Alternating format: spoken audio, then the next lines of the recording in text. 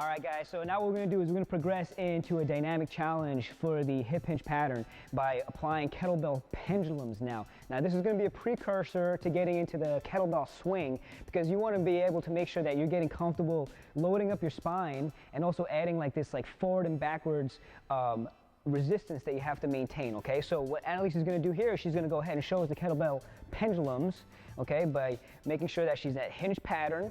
She's gonna make sure she's keeping her feet locked in, and then she's gonna start to just pendulum her arms forward and backwards, all right? Just outside her base of support, and get comfortable maintaining this position here and maintaining a nice level spine that she's got right here, okay? And then as she gets more comfortable, she can go ahead and even explore further ranges, making sure that she's keeping her feet and her feet locked in and the weight centered right in the middle of her foot.